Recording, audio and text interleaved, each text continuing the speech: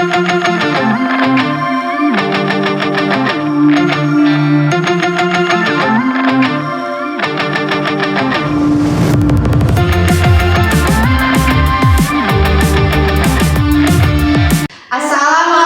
warahmatullahi wabarakatuh. Baik lagi nih di konten YouTube kita yang paling ditunggu-tunggu. Apa nih? Obrolan santai. Nah, di obrolan kali ini kita bakalan kedatangan tamu yang pastinya penting banget, Paling spesial. pastinya. Nah, mending kita langsung panggil aja nih tetehnya ya. Namanya Teh Usti Amalia. Nah, sekarang udah dateng nih tamunya. Say hi dulu dong sama teman di rumah. Nah, ini namanya Teh Usti Amalia. Kayaknya lebih afdol lagi kalau misalnya Teh Ustinya langsung nih yang kenalan buat sama teman-teman yang ada di rumah. Ya, jadi halo, apa nih siapanya nih? Halo teman-teman, aku Usti Amalia selaku Ketua Umum dari Himatika Prodi 2021-2022. Mantap gak tuh? Oke.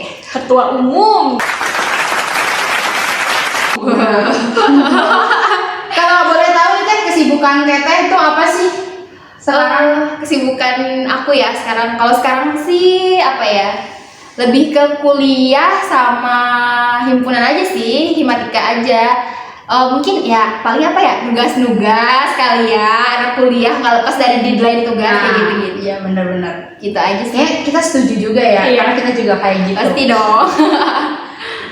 Ngomong-ngomong nih Teh, kalau kan kita lagi bahas tentang kuliah atau organisasi nih temanya. Nah kata Teteh, menurut Teteh sebagai kahim nih, organisasi itu seberapa penting sih? Terus seberapa pentingnya mahasiswa itu harus ikut organisasi?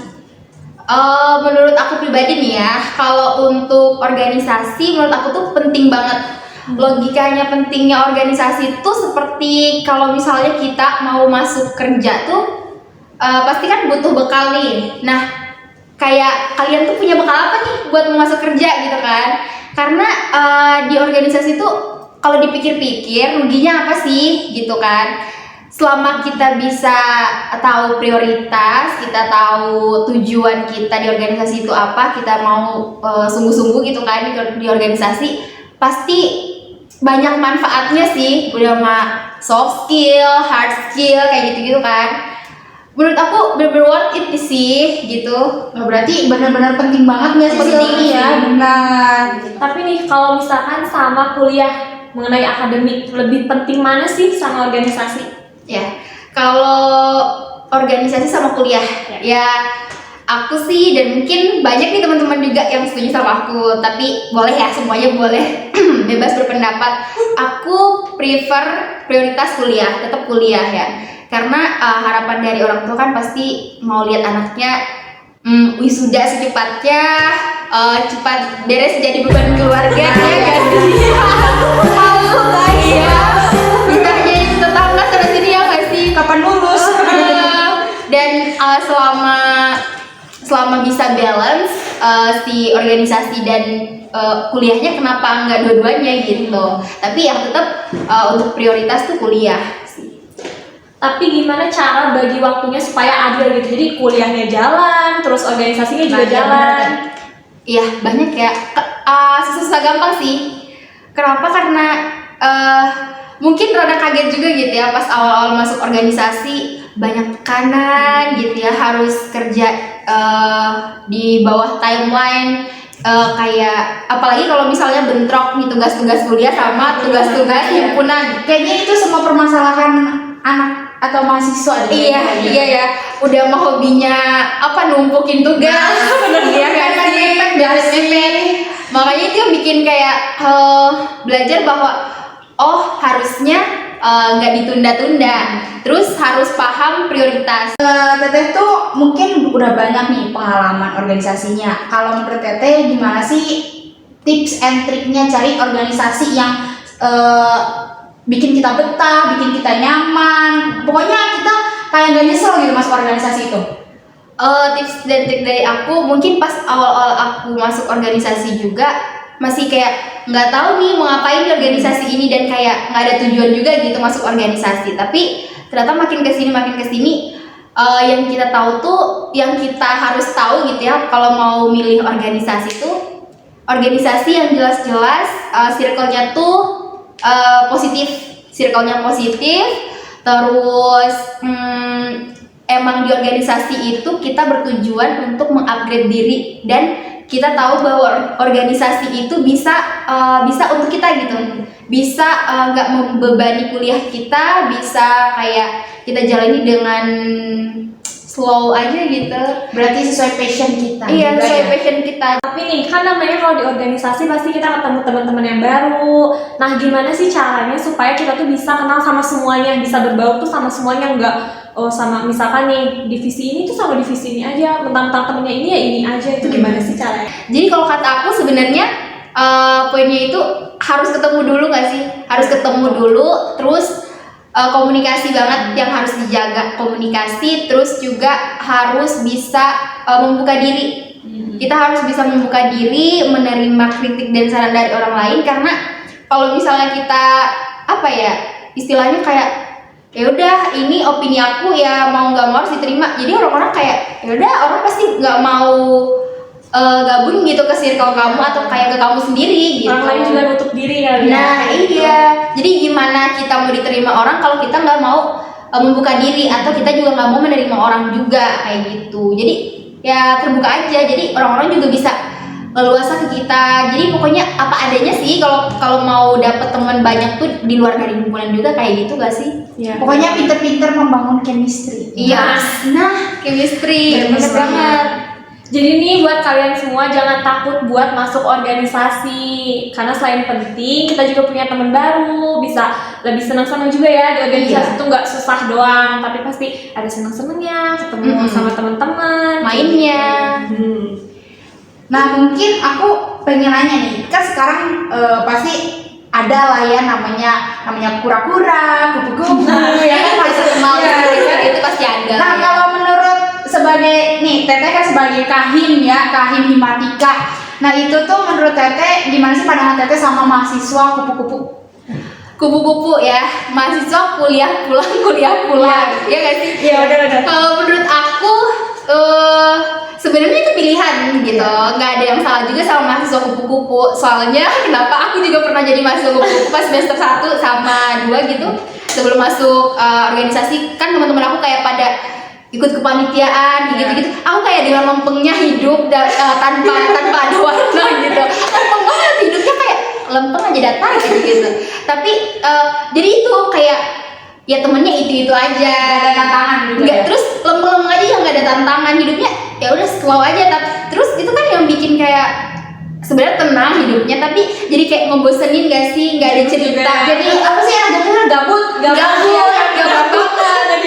Jadi gabut banget. Terus kayak di kosan kerjanya apa? Nelpon orang tua. Kita kan anak rantau, nelpon orang tua, nangis. Iya. Kita malah melampiasi mungkin ke hal-hal yang sebenarnya nggak perlu gitu ya nggak sih? Iya. Hal-hal yang kayak harusnya bisa ke hal-hal lain gitu. Makanya pas di semester 3 buka pendaftaran himatika gitu. Ya aku diajakin sama Teh Sabil nih, Teh Sabil. Halo Teh Sabil, kalau Teh Sabil nonton, Teh Sabil yang ngajakin aku himatika duluan. Teh Sabil harus nonton. Iya. Menurut aku perbandingan aku pas kehidupan mahasiswa yang kupu-kupu sama mahasiswa yang kura-kura itu lebih capek tapi seru, asik gitu. Capeknya tuh asik gitu. Karena ketemu banyak orang, banyak ngobrol, Iya. nambah pengalaman juga ya Teh ya. Iya, walaupun kadang ngebatin, kadang mental ya nggak sih, tapi seru. Ada naik turunnya gitu nggak sih? Dan lebih banyak cerita juga ya. Nah, iya, kayak kalau misalnya nih ketemu sama teman dari kampus lain gitu kan, misalnya reuni lah gitu istilahnya. Terus ditanya orang-orang pada cerita, ini gini, ada pengalaman kayak gini. Kita masa lempeng aja, malu gak sih nggak punya cerita guys? Jadi kayak daripada kamu nyeritain orang juga gitu kan pas kamu lagi ngumpul sama teman-teman, mending kan kalau misal kamu udah ikut organisasi di kampus, kamu sibuk sama hal-hal positif selama di kampus, pasti kan nih orang ternyata udah nge-upgrade diri banget ya. Ceritanya mau sombong tapi enggak. Jadi ada kata-kata glow up lah, walaupun bukan glow up di fisik, tapi glow upnya di prestasi. Pengalaman ya nggak sih, dapet pengalaman. Jadi menurut aku sebenarnya nggak ada yang salah sama kupu-kupu, tapi kura-kura lebih asik. Mungkin ini pertanyaan aku lagi ya, pendapat Teteh tentang kayak statement kalau anak organisasi itu lebih nilainya suka rendah dibanding sama anak yang kupu-kupu. Nah, itu gimana menurut Teteh statement itu? Bener gak sih atau apa gimana gitu? Menurut aku ya statement itu ya, anak organisasi nilai IPK-nya nilai IPK atau IP-nya lebih rendah daripada anak mahasiswa yang kupu-kupu kerjanya nugas belajar. Padahal enggak, setahu aku statement itu aku ini sih guys salah, karena itu kayak mitos gak sih? Yeah. Yang IP-nya rendah itu orang yang malas belajar. Kalau selama kamu organisasinya mau dibalance sama kuliah, tetap namanya organisasi itu pelengkap kuliah. Jadi kamu punya nilai gede, tapi kalau nggak punya skill buat apa? Nah, iya benar. Nah, kamu punya ilmu tapi nggak punya skillnya gimana gitu. Jadi harus balance sih kata aku. Jadi sebenarnya kalau bisa dua-duanya, kenapa harus memilih salah satunya? Ada pesan gak nih buat maba-maba nanti yang buat yang nonton?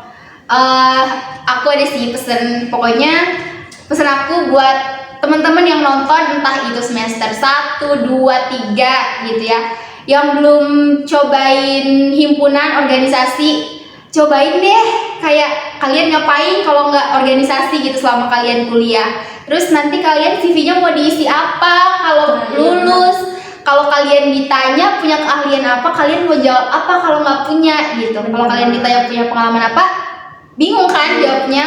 Kalau dari sekarang udah ikut organisasi, ya tinggal milih aja mau nyocokin pertanyaannya. Misalnya ditanya punya skill apa, terus tinggal jawab punya misalnya public speaking, atau misalnya kayak teman-teman yang di sini nih punya public speaking udah mantep jadi Alhamdulillah. nggak bakal nyesel. Nggak bakal nyesel di sini. Teman-teman ikut himpunan pasti nggak ada ruginya kalau misalnya teman-teman ngejalaninnya ikhlas, nyaman, dan emang sesuai gitu tadi sama himpunan yang kalian masuki gitu. Iya, mungkin ini ya Teh kayak dicicipin dulu aja, ikut-ikut Cobain apa ya, ya, kegiatan kayak kepanitiaan kayak gitu. Pasti kalian bakal mikir waktu nyicipin, lah kok enak, lah kok enak, lagi, lah kok jadi pengen lagi, kayak gitu. Cobain, percaya Harus percaya dulu. Kayaknya udah panjang banget deh pembicaraan kita ya. Terlalu seru ya. Kayaknya terlalu seru deh. Kasih banget loh Teh Usti udah mau ngisi Iya. di Mau ngobrol podcast sama dia.